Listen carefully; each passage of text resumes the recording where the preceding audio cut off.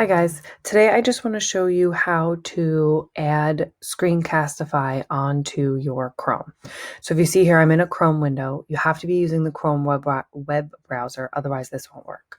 So if you see here, I go up into this puzzle piece up at the top of my screen.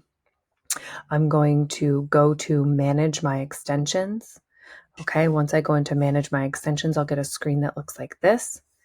And then I'm going to go over this way and click on Open Chrome Web Store, and then I will get a screen that looks like this.